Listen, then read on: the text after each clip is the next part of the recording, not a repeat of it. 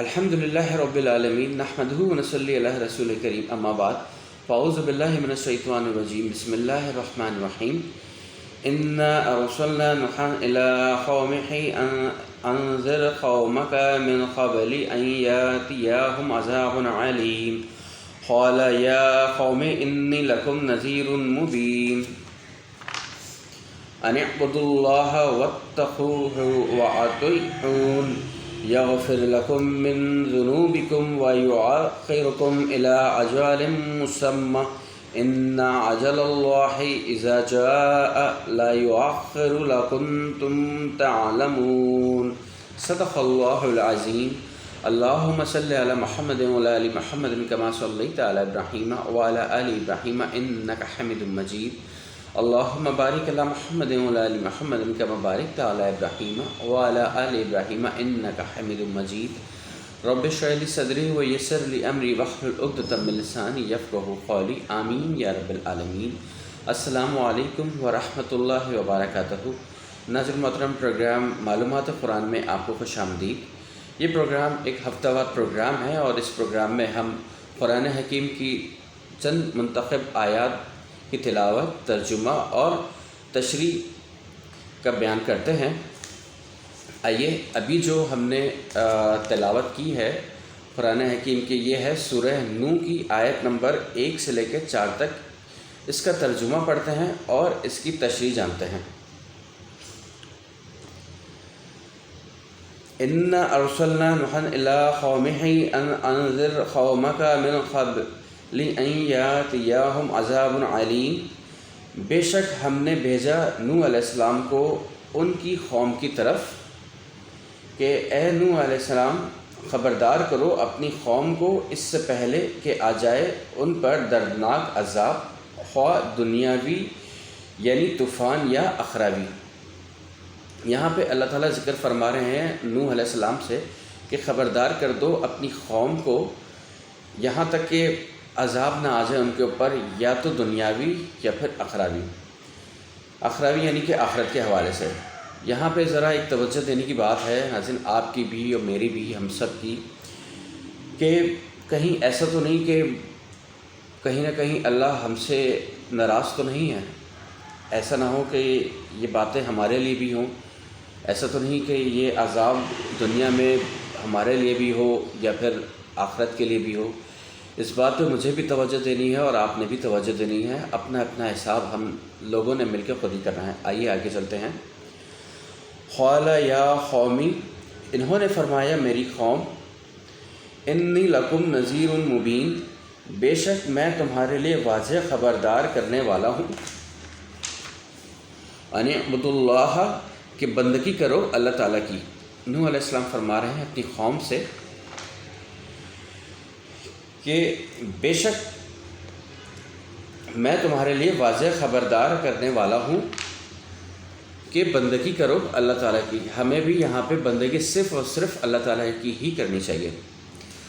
واتقوہ، اور بچو اس کی نافرمانی سے، واطیعون، اور اطاعت کرو میری۔ اس کی نافرمانی کے حوالے سے آپ بھی اپنا جائزہ لے لیجئے، میں بھی اپنا جائزہ لے لیتا ہوں کہ دن بھر میں صبح سے لے کے رات تک کتنے ایسے کام ہوتے ہیں اور کتنے ایسے وقت ہوتے ہیں کہ اللہ نہ کرے کہ ہمارے دلوں میں کوئی ایسی بات آ جائے کہ جس سے ہم نافرمانی کی طرف چلے جائیں، جس سے ہم گمراہی کی طرف چلے جائیں۔ یہ ہم لوگوں کو بار بار میں کہتا ہوں کہ آپ لوگ بھی اپنا جائزہ لے لیں اور میں بھی اپنا جائزہ لے لیتا ہوں۔ آئیے آگے چلتے ہیں۔ یغفر لکم من ذنوبکم ویؤخرکم الی اجل مسمى، اللہ تعالیٰ بخش دے گا تمہارے گناہ اور مہلت دے گا تمہیں ایک مقررہ وقت تک۔ اللہ تعالیٰ بخش دے گا تمہارے گناہ، یہ اللہ تعالیٰ اپنی بات کر رہے ہیں کہ آپ اگر خدا نخواستہ غلطی سے کوئی گناہ ہو جاتا ہے آپ سے، انسان ظاہر ہے، شیطان تو پیچھے لگا ہوا ہے، تو آپ فوراً اللہ تعالیٰ سے معافی مانگ لیں، وہ آپ کا گناہ بخش دے گا۔ البتہ یہ حقوق اللہ کی بات ہو رہی ہے، حقوق العباد کی بات نہیں ہو رہی۔ حقوق العباد کی بات دوسری ہے، وہ ایک ڈیبٹ کریڈٹ کی وہ بھی ایک ٹرانزیکشن ہے کہ اس میں آپ نے اگر کسی کا دل دکھایا یا کسی کے دل میں خدا نخواستہ کوئی شکایت ہے آپ کے لیے، تو یہ آپ کا اور اس کا معاملہ ہے، یہ پھر اللہ کا اور آپ کا معاملہ نہیں ہے، آپ کو پہلے اس سے معافی مانگنی ہوگی۔ باقی اللہ کا جو معاملہ ہے وہ حق اللہ کے حوالے سے ہے۔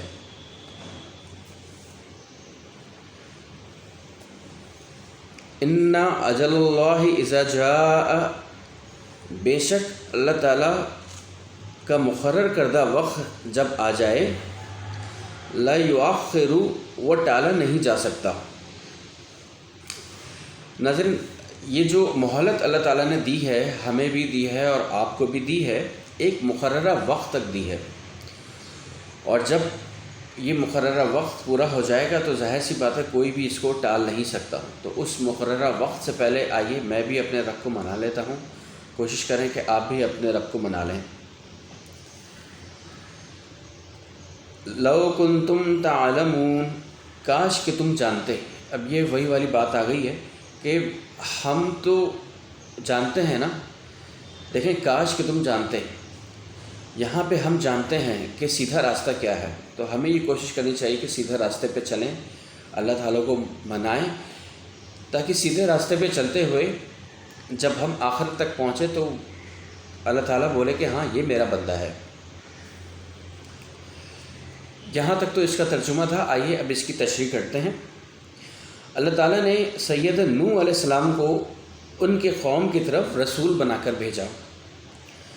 آپ نے قوم کے سامنے اپنی رسالت کا اعلان کیا اور انہیں دعوت دی کہ صرف اللہ کی بندگی کرو، اس کی نافرمانی سے بچو اور اس کے لیے میری اطاعت کرو۔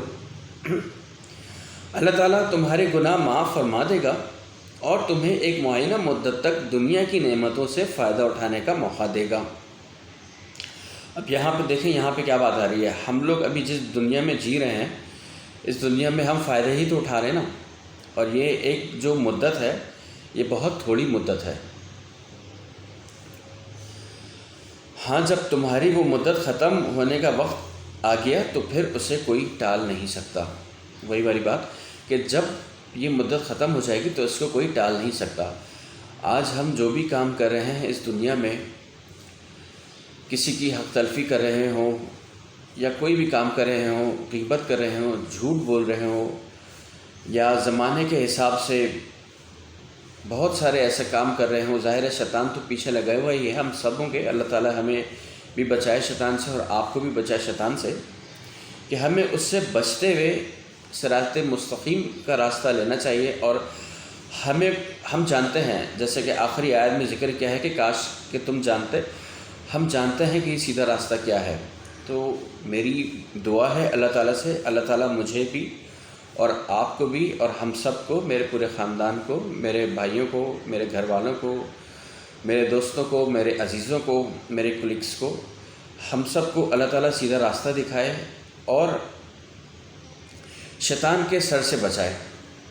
یہاں تک مطالعہ ہوا ہے ناظرین آیت نمبر 1 سے لے کے 4 تک کا سورہ نوح کا، اور اس کے بعد جو سورہ نوح کی آیات ہے وہ ہے 5 سے لے کے 7 تک۔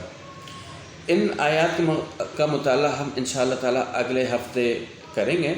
جب تک کے لیے اجازت دیجیے، انشاءاللہ تعالیٰ اگلے ہفتے دوبارہ ملاقات کریں گے ان آیات کی ترجمہ اور تشریح کے ساتھ۔ وآخر دعوانا الحمد للہ رب العالمین۔ السلام علیکم ورحمۃ اللہ وبرکاتہ۔